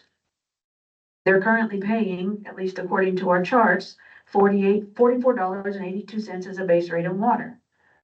That is so far below a commercial standard that your residential rates have been subsidizing the commercial rates for a long time. And we need to right size that. But their base rate would go from $44.82 on each meter to $403 on each meter. And that doesn't even include usage. So we're recommending not only that we look at this issue, but this issue we then consider a staggered approach on implementation, anywhere from 12 months to 24 months, depending upon council's direction. Okay, back to part of my original question, and that is there any sort of like a change the size of their meter? Have some sort of a reduction in there? Well, in order for a to- school, you probably need a 3-inch. Yeah. Or something larger. The homes are the ones that kind of give me the pause that I don't know. But the commercial ones, we want to verify, that all these connections are the sizes that are listed in our system, because we are still making sure that all of our data is accurate and concise. We don't want to bill someone for something that they don't have. And some of our sites are older, so we want to verify that information. And there's not that many accounts from which that we couldn't get them verified. So we'd like to look at that and bring that back to you all, and then determine, based on the AWWA base rate, how do you want to phase this in? Is it every quarter you change on the base rate a certain amount? Do you want to do it over a year's period? Those are things that we want to be able to bring back to you to recommend, that we do not have enough information yet to make a recommendation to you all as council, because this is something that should have been done years ago. It should normalize the fact that your commercial buildings are going to have a much bigger pull and draw because of their usage. And their meters are larger, not only in water and sewer, but your residential should not be subsidizing your commercial. Well, and we do have some commercials that you said, commercial buildings that had the 4-inch lines, Yes. and they're smaller businesses. Well, ostensibly, we need to verify. We only have 3 connections that say 4-inch. I think one of them is modern welding, and we want to make sure that's the case. That's all things that Jesus and I pulled this, Julie pulled the list for us, and we went through and took a look at it. But based on our discussion, we need to make sure that they truly have a 4-inch line. That doesn't even get to the issue of people who have irrigation meters, because those have to change as well. Because certainly with irrigation, those meters are pulling more water. And you'll see that some of those are fairly significant change. I will tell you, there's one correction. If you look at the 1.5-inch, the total base rate would not be $44.82. Do you see that here on your chart? This looks like a typo right here. So we'll go back and check that. So these are all things that, in our opinion, we don't have enough information yet to give you all a correct view, so you can make the decision that you need to make on behalf of the community. So to us, it would be more prudent to take the recommendation of Mr. Booth and eliminate the free water and sewer. You all would make a determination of when you wanted that to go into effect. If it's in 30 days, if it's in 90 days, so that we can get information out to our residents so that they understand the change. And I know that there will be folks who are not pleased with the decision, just because A, change is difficult, and B, change where you have to pay additional amounts of money for things that you've been paying a certain amount for many years. That's hard. Some people are on fixed incomes, I understand that, but we've got to make sure that this system is being run in a fiscally minded manner, so that in 5 years, we're not still in the same position that we're in. When you go back to the slide that talks about, go forward a couple. So we're not looking, go back one, look at this. You'll recall, it wasn't that long ago that the auditor stood in front of a council group and said that this fund was going to go bankrupt because the fee structures were not done properly. So if you'll go forward one slide, that would be our recommendation to you, is that we eliminate the 0 to 2,000 gallons of free water and sewer. We would also recommend to council that the $2.99 fee for people to pay online is eliminated. Yeah. It's an annoyance for our residents. They don't like it. They don't like, to the point where I came in on a holiday Monday, and there must have been 30 or 35 payments dropped through that front door. It costs us more for Julie to have to process all those payments, because people don't want to pay the $2.99, so they come in and they write a check. It costs more of her time than what we are offsetting in the $2.99 fee. So that we would recommend that we do away with that. The number 3, you see, we would recommend that we convert to meter side charges over a extended period, and then we update the base rates. This is as I said, a 12 to 24 month process. This is not something that I would ever recommend to you, that we just do it all at once. That's not fair to the people who are using the system, in my opinion. Then policy direction on some things that Mr. Dominguez and I have discussed is, we currently have in our fee schedule a set amount for the cost of a meter.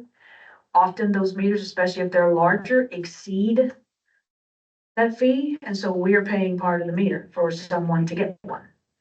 We would prefer to see that change, that the fee for a meter is cost plus. So that it fluctuates based on whatever day we purchase the meter. If we say, and I'm pulling these numbers together at the moment, these are not the correct numbers. If say we charge somebody $500 for a meter, but we have to order a 2-inch and it's actually $1,200, we don't have the ability to do anything about that $700 difference. We would also like to talk to council about penalties for people who are violating water conservation and other things, or pulling more water than their wholesale contracts allow. We currently have a problem with that with some of our wholesale vendors that we sell water to. And then a third step of this process, we'd like to talk to council about putting in conservation methods. That would include ordinance updates as well as revision to our current subdivision standards, to encourage xeriscaping in the yards, to encourage more flower beds or things that are less water intensive. You'll notice that the QT is mostly rock. We did that on purpose. It is just as attractive. They maintain it. It doesn't require any water. It still has the right number of shrubs and trees on the property as required. We even had them take it out closer to the roadway, and TxDOT said, absolutely not. You cannot put rock in our right of way, pull it all up and put in grass. That's not my call. But we felt like it was not prudent when we were in the middle of, what was it, stage 3 water restrictions, to tell QT to put in sod and, oh, by the way, you can't water it. Yeah. That is counterproductive to everything that we're trying to do. I'd love to see Rome be more of a leader in Wise County on water conservation within parameters than to see us draining the aquifer and or contributing to the problem that we're trying to solve. So I'm gonna open the floor up to any questions or feedback or anything we can clarify. I spoke to a boy here a while back, and I can't remember the girl's name I spoke to. And it might have been a guy. But they said the way that they did their sewer and water, because your sewer shouldn't be based off the water usage, because during the summer you do water the yard.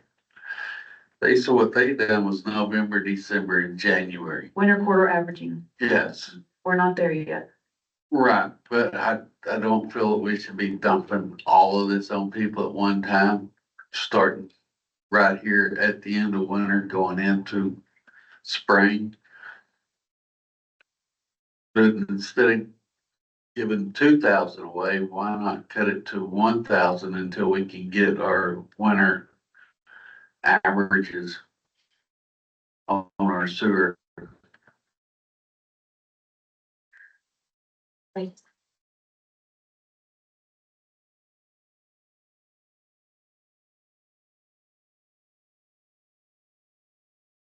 you go back to the screen that has what the bill's gonna be if we get rid of the 0-2,000?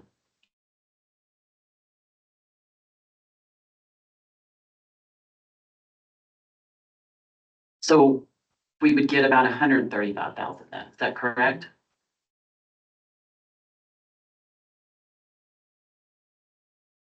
Well, it's not, it's a little more than half because of the price discrepancy between the three, so, but somewhere probably in the 175,000 roughly. I just don't want to dump this on our citizens at one time. I understand that. I have just a few questions. Do we issue permits to current builders for residential pipes greater than 3/4 or 5/8? Not for residential that I'm aware of. So we won't allow that. Somehow it was allowed way back when Chisholm and Ellis were built, Mhm. but we would not allow that anymore. Not that I'm aware of, no. To my memory, I don't think we allow, or, you know. I can check with Julie, because she's the one who handles all of those, but I'm not aware of that. So that would be something that I would say effective immediately. That would be a good, like, let's not do that anymore. And then if a homeowner was sitting here just now realizing that she has unknowingly been using more than her fair share of water because of the volume or pressure, whatever. What, is there a change that she could make at her home? Could she replace the meter or replace something to make it more friendly? This is another touchy subject. So we could come up with different options. One is replace the meter and drop down to a 3/4 inch. But the problem would be That, the cost and the pipe. So say the meter on the city side, I can do anything with public money, I can do whatever we need to do to change it. At whose cost, that's not for us to decide, that's for council and mayor. But here's where the part kicks in is on the private side, we cannot touch. So their pipe is gonna be, in your case, or in Chisholm and Ellis, 1 inch. If you reduce down, you'll have to reduce and you'll have to put a reducer to match the meter size now. But you're gonna have to hire a plumber, from what I understand, because it is now private property to connect to that. Right, so my question is it just from the meter and a reducer? Or is it is it pipe like going from the street into my house or just right there at the meter? I will say, I'm not a plumber and I'm not gonna say what difference it's gonna make, but I have seen where people come in with a 1 inch, they drop down to 3/4 and they continue with 1 inch. I have not seen a problem. I have not heard of a problem, but I'm not to make that call because I'm not a licensed plumber to tell you that portion. So would that affect the pressure though? If you're going from a 5/8, so you reduce it 5/8 at the meter and then it goes back into a 1 inch line. So it get all this space and then the water is not filling up the space. Hypothetically, the pressure, you're gonna have the same pressure. The only difference you're gonna see is if you open multiple faucets, you might see that change. So say you're using your sink, you've been using your washer and you're taking a shower. Right now, what you have, and when you change the plumbing, you might notice a difference. I don't think you'll go without water. I mean, you're gonna have that, but you are gonna see a difference in volume. But that changing the meter and putting a reducer on would make it more conservative. It's an option. The other option is for council to normalize the rate here as a policy direction. Okay, I'm just wondering if like concerned homeowners wanted to fix it, they unknowingly have been. I think the drained. cost might be more than. yes, The juice won't be worth the squeeze. It'll cost more for them to make that change than to just, for council to normalize the cost and just put in some conservation methods. Does that mean? Yes, Okay. okay, and then one more question. At some point, I think we need to get really transparent with our homeowners, just to say, hey, this is what we have on record of this kind of pipe.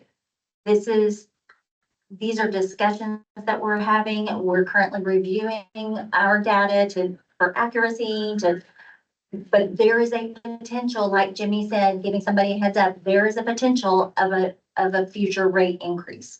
We just want to. Absolutely correct. We need to be very transparent about all of those things. And that's why we don't feel like that changing meter size at the moment is the path forward for council, because we cannot give you the data that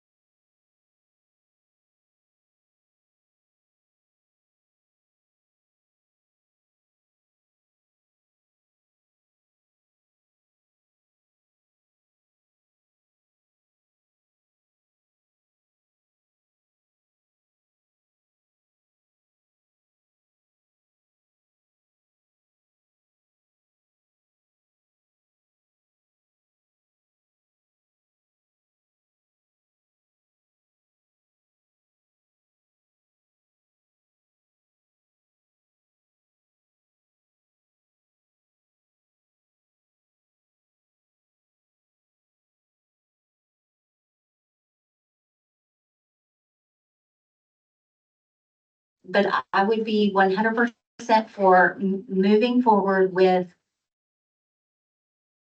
really, especially if we're not doing anything sewer, 100% moving forward with the recommendation to eliminate the free water for the first 2,000 gallons For water. for water. I would agree with that, as long as you're gonna back off on the sewer until we Yeah. can get a good run with that. I was saying 100 or 1,000. And which would have been 500 apiece instead of 1,000 apiece. Yeah, but I think if we do that, if we go ahead and we tell everybody we're not doing it in March, isn't the bill usually due the first? I think we want to educate people, so Right, but isn't it usually due the first? My husband texted me and said it was due the first. Okay. Okay, so if we say we're not doing it in March, but come April 1st, and what was the number for the bill for just one? we're just $17.74. $17.74. We're also eliminating the $3 fees. But we're gonna do all 2,000 gallons.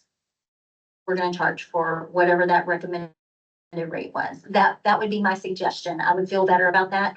And then we have the data. Now's a good time. Like Jimmy's saying, we have December, January, February, I think has been our coldest month.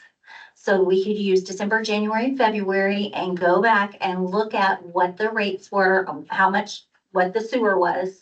How much, what are we looking at? How much? $13.76 for the 0 to 2,000. But what is it that we're averaging?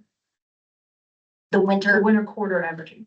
right, but what do we need to look the at? volume of, So you're looking at your volume to try and average what So should be from throughout those the 3 year. months, if we could do that, and then come the summer, or maybe even September, later in the summer, I don't know. Oh, potentially. Yeah, early fall to do the sewer rates also.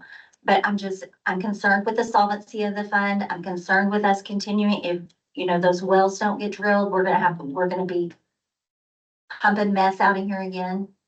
And what is it, a truck? We spent about $165,000 last year to pump it home. So we need every penny of this. can we also, if you're gonna do the winter averaging, can we compare it to what it is now?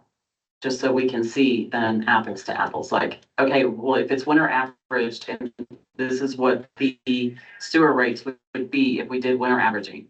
But then have it where, okay, this is what the, I guess we would have that, wouldn't we? We should. I need to get with Mr. Booth on the data because I don't know enough about winter quarter averaging to be conversant at this point. So I'll need to do some research, but I can certainly pull the data and take a look at where we may be on all those. I just feel like that's gonna push us back. We're going backwards. But winter quarter averaging to be beneficial to our residents, right?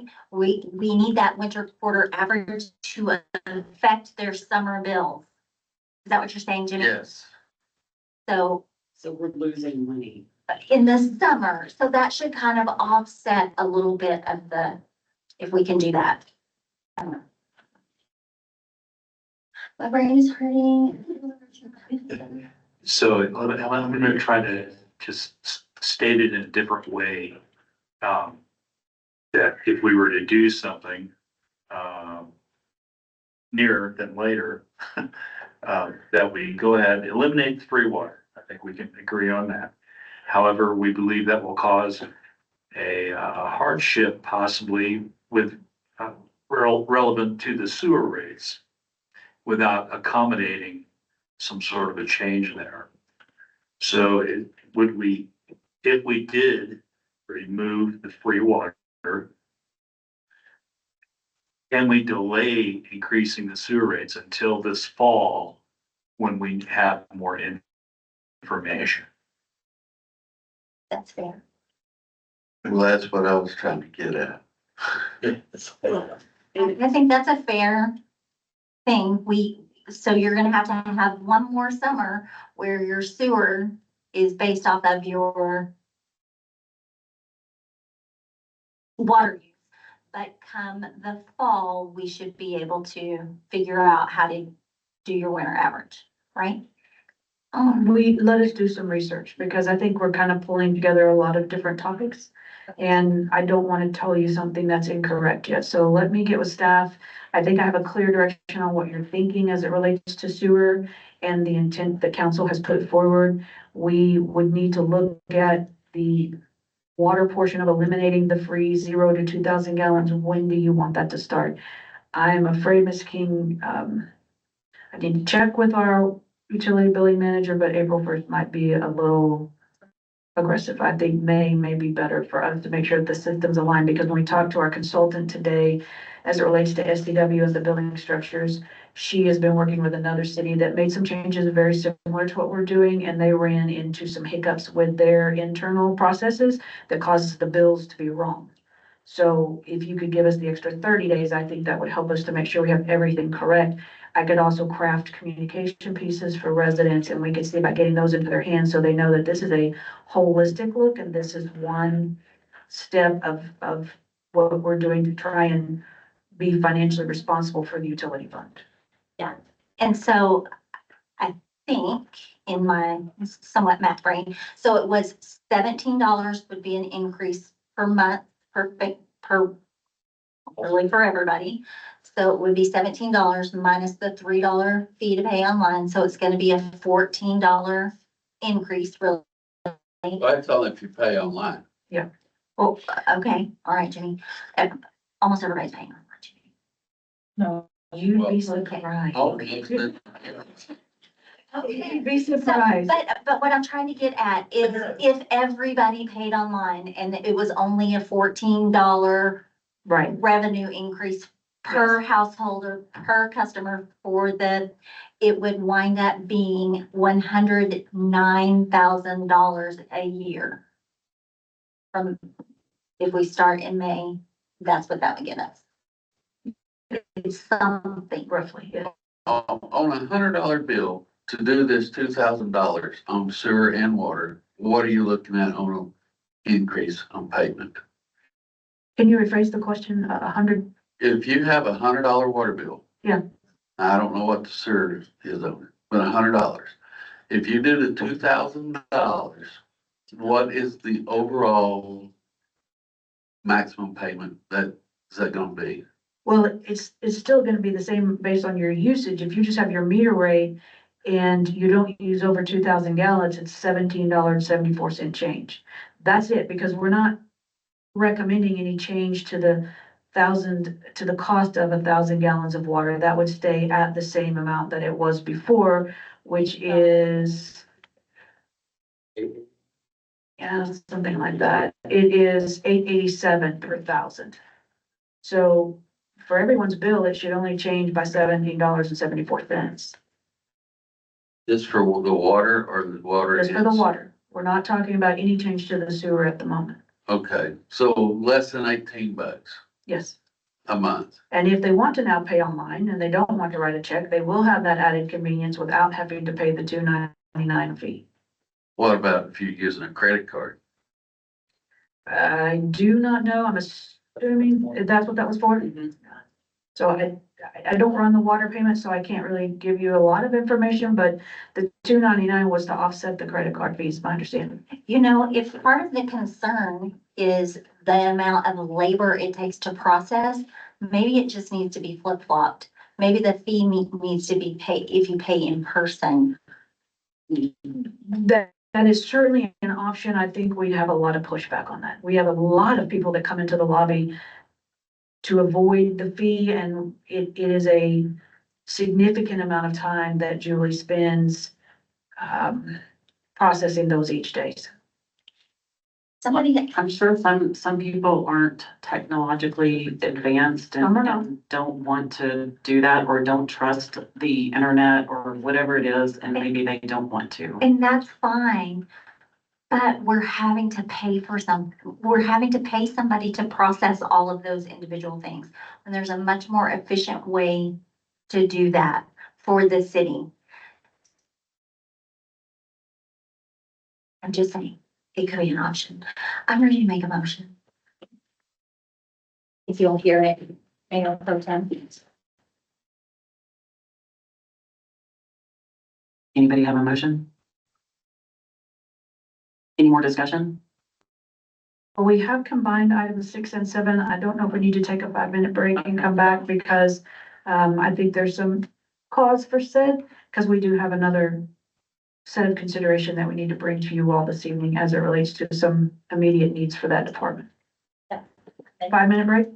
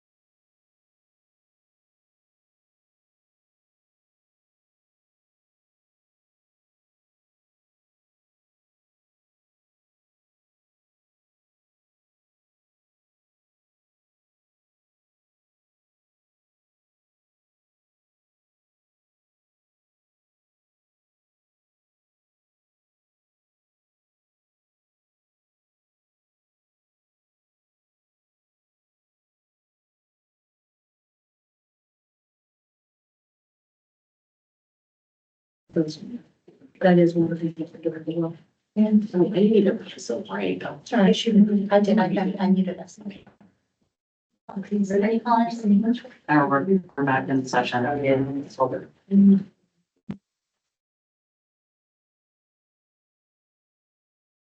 Question about a bill, and I'm gonna try and explain that in a different manner. If you use in your water rate, Mr. Lake office did. oh, okay, excellent. Yeah, what I discussed, with Mr. Johnson is that, we, in our household, use about 2,000 gallons a month. Mm-hmm. And so I know our bill usually runs between $86 to $90 a month. And so it would add on the $17 essentially a month to our bill. Yeah. So, And that's what I was trying to get an answer to. So he explained it. Okay. Thank you. now, I do have a concern that, when the rest of the council comes back, we're gonna have to go through all this discussion again. So I'm afraid. Well, on some of it, I generally have one off with each council member if they miss a meeting, so I will explain all of this information to them. I don't know about Mr. Shoemake, but I know Mayor Crenshaw was going to try and be watching from the house, so he should be able to have benefit of all of this debate that we've had as it relates to this issue. And it won't take me long to bring him up to date, I don't think. If you were to make a decision on the meters, et cetera, yeah, that would take me a bit longer. So hopefully we won't have to plow the ground twice. So I don't know if that helps, but I'd like to move on to item number 6. Brooke, I do believe if you'll go to the slide after, if you can pull that one up. After the direction that we needed, I had 2 slides. Yes. Give us that, that's where they are.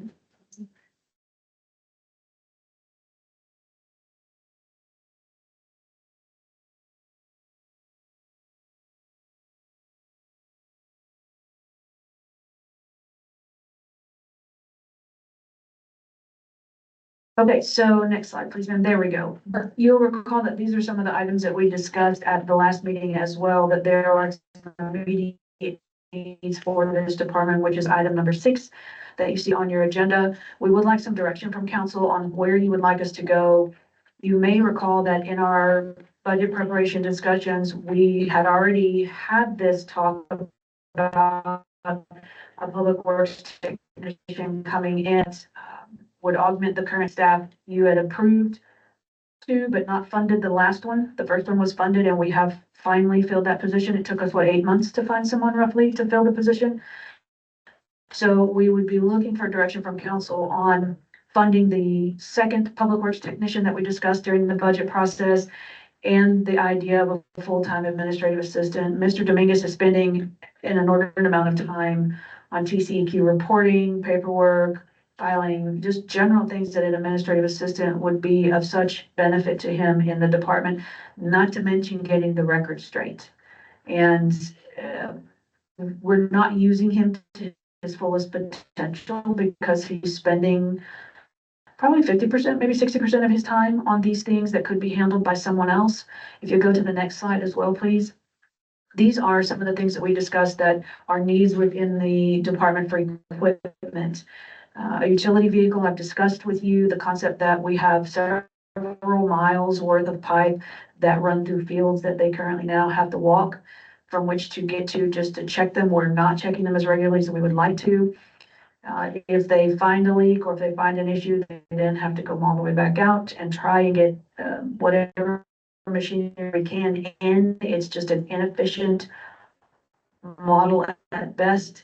This is needed for a variety of projects within Public Works. Their cost on that is about $75,000. You'll see there's a very large item on the list of generators for the pump stations. Those are required according to our emergency preparedness plan. We don't currently have those. And we need to look for grants and other ways from which we can potentially fund those. I'm not looking for the utility fund to find the money for these at the moment. I would much rather recommend also that we find some way from which to obtain some assistance, being a small system and a small entity, that we can potentially have some grants from which to pay those. budget sessions, I've talked to you about parts for the shop that are desperately needed in the back. Just general pipe sizes and fittings and other things that can take as much as 3 or 4 hours to go. When it's an off period and we don't have our own supplies to go find a store that's open in the middle of the night, that they can gain the piping and get it back and fix the pipe. We could have a lot of production and water loss and other issues if we had some basic parts for the shop. The Vector trailer mounted, or a trailer mounted Vector, I should say, you'll recall that we had a very large drivable machine that was a Vector that you all authorized, that we placed it for auction, and we will talk about that in just a moment. We would replace it with a trailer mounted unit for that and a hydrojetter to some extent. We would potentially make a recommendation to you today to pause on the jetter because we do not necessarily use that as frequently, and we could rent it for now. It'd be much more cost effective. We would not be required to maintain it. It wouldn't depreciate. It wouldn't sit out in the elements. So it's there for pricing purposes, but it's not binding. Now, the drivable Vector that we had that needed some work and other items, we were able to sell that at auction. Mr. Dominguez, would you like to bring them up to speed on that one? Yes, so, we went into auction with Renee Bays, and our auction closed. Days have been combined quite a bit. We recently, so was it last week or the week before it closed? And we sold that Vector for will be $1,000. So almost a complete, I was definitely not expecting that price. And, we almost sold it for the complete price of one.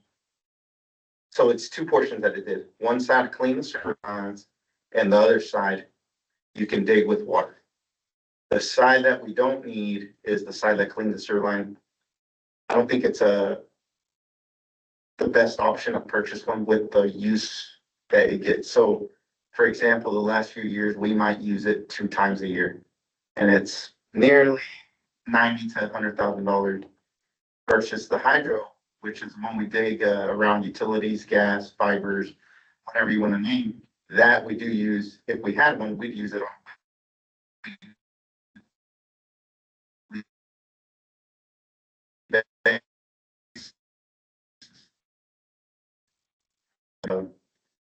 That's on the back. And yes, we were watching the bids come in, and as long as people kept bidding, it kept extending the time by a little bit. And I don't remember, who did you say purchased that? What type of a business? It was a fencing company, it was a dealership bought it, and then they bought it from a fencing company came and picked it up. So we were thrilled to be able to get that because we weren't real sure what it would bring at auction. And we know they're very expensive to buy brand new. We all looked at those at TML when we went to the conference. So the trailer mounted Vector could be offset the majority, if not 80% of that cost based on the sale of this item. So that's one of the mitigating factors in the request that we have before you, or at least the discussion points that we have before you this evening. The utility vehicle, the skid steer, of course, can be one of those items that we can finance through a GovCap or some other type of a financing entity in that regard. And then the parts for the shop could be cash funded out of utility fund balance. So looking for some direction from council as to go with these requests. I guess if we've got 81,000, we could pretty much say that, is it the Vector that you needed? Is that the digger? Yes, the hydro excavator. That's right. I feel like that's a. It's a pretty easy decision. Yeah, that's, and then the skid steer and the utility vehicle and the parts, I mean.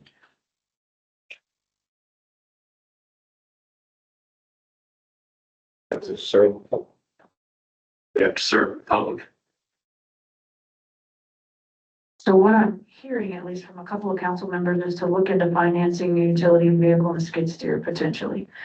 The parts, we would recommend a cash funding, 1,000 out of the utility fund balance, mounted Vector out of the proceeds that we received the Vector unit that we just recently mentioned. It would be a slight difference in cost, but we would keep it to the best purchase for the monies that we obtained. I think 100,000 is a round number that we gave. It might come in slightly less than that, so we might end up putting a little cash with that purchase as well. How often would you use the side by side, the utility vehicle?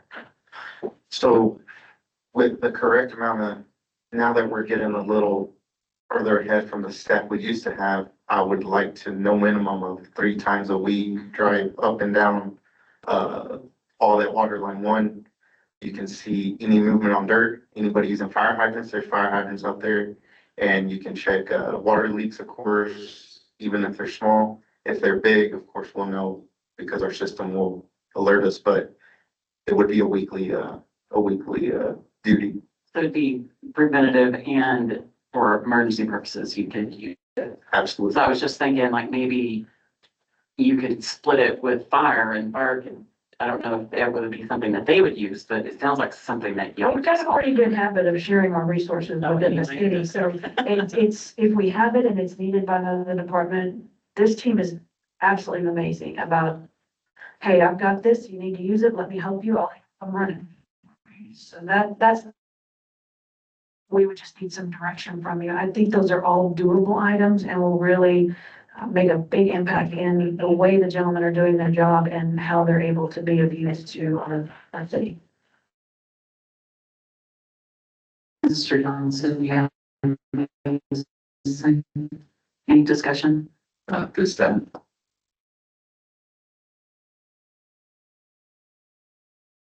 Are there funds available?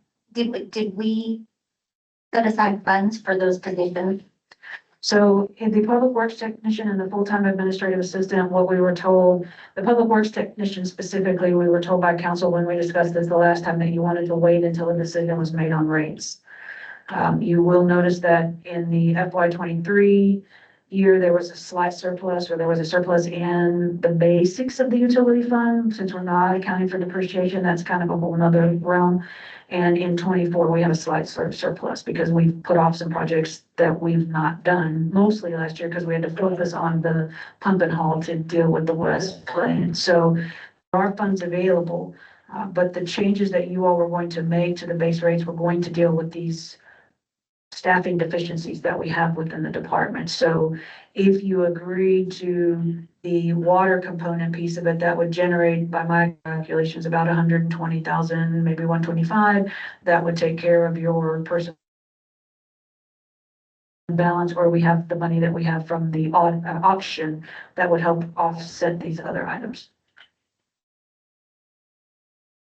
When did the most recent public works technician begin with us? It was about 6 weeks ago, maybe 8. 2 to 3 weeks ago. 2 or 3 weeks ago. So I would say I would be comfortable moving forward with the assistant position, the administrative assistant position, but then let's see what kind of an impact that since we just hired them, let's see what kind of an impact that public works technician has on your workload. And then, but then if we need it, we need it. Plus the purchase of the equipment could make our existing workers more efficient. So what do we want to wait? How long do we want to wait before we bring this back? I know it, For the position, if it's needed, whenever they think that it's needed. Did we get the graphic of the equipment back up there? I can try the Wi-Fi we're on, Oh, that's- it's kicking us off the Yeah. meeting. Yeah, it's been. I've got this, Mr. Loftus, if you want to see that one printout, I'm sorry. I did want to mention one thing. So as the year's going on, we are about to have a bigger impact on projects. So the bond projects, I'm gonna have to have guys overseeing, not only myself, I'm gonna have to teach my guys how to oversee plans and reviews and physically be hovering over contractors to make sure they are following the exact plan. Because long story short, contractors, if you don't watch them, they'll cut a corner. That's how business is ran. And if something comes up that's wrong, if nobody's there to correct them, it washes. They keep going. They say, oh, well, when we dug that, there was no issue. So I do want to say that we have a 16-inch water line that's about to start here too. And then, we're gonna have the sewer plant. That's a little more easier to watch, but still though, I would like to be present to make sure things are right. And then the sewer line replacement's gonna be the biggest one on top of development, if anything does happen on that portion. I view this as two separate motions. One for the equipment and one for the staff position. So I'd like to entertain a motion of equipment right now, if that's acceptable to everyone. I would like to move that, the city pursue financing a utility vehicle and skid steer in the amounts presented tonight. I'd like to see the city pursue purchasing for cash parts for the shop and a trailer mounted Vector based on our discussion tonight. I second that. All in favor? I'd like to hear that again, real quick. Okay, I would like to move The that, amount. the amounts, utility vehicle will be in the amount of 20,000, which will be a side by side. Yes. Skid steer in the amount of 75,000, those will be financed. And parts for the shop in the amount of 20,000 would be cash. And trailer mounted Vector, 100,000 cash. Of course, the proceeds from the Vector sale would go toward that also.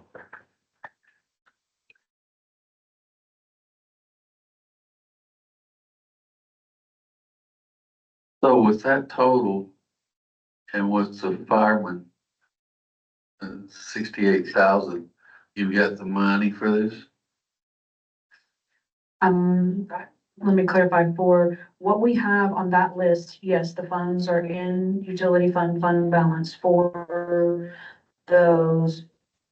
You mentioned, The 68,000 for the Separate fund. okay, separate fund, okay, for the fire personnel, Yeah. that's out of general fund. okay. Yeah.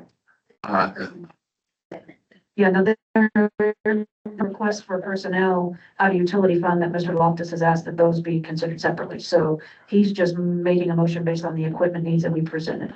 Yeah, I'm just trying to make the motion in a manner that it clarifies the mission.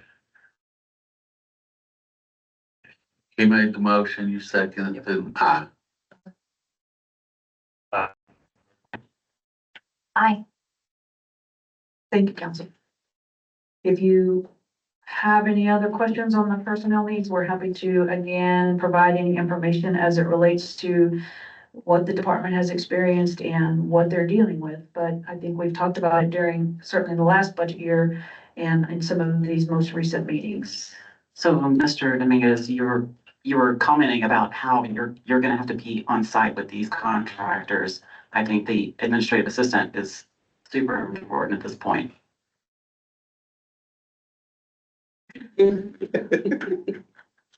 Yes, I agree.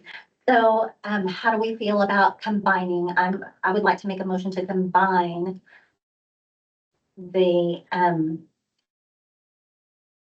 elimination of the 0 to 2,000 gallons of water usage. And then knowing that staff, when they do come on board, their combined salaries are 120,000. That money, if we eliminate 0 to 2,000, effective May, that money annually will equate to about 120,000. So it's a wash, which is what it's supposed to do. Correct. The fund is supposed to pay for its expenses as well as its depreciation amongst your assets. We're just now paying for some of the expenses. Now, were we going to, leave sewer increase out at this time? Yeah, that was my understanding. And also the 299. Jen, do you want me to phrase this in a motion? Yeah, if you, yes. Okay. I move to eliminate the 0 to 2,000 gallons of quote, free water for actual water used as a means to move the utility fund towards being self-supporting and decrease its reliability on the general fund. In addition, I move that we eliminate the 299 fee to pay effective, all of this effective May the 1st. Second. In favor? Aye. Aye. Aye.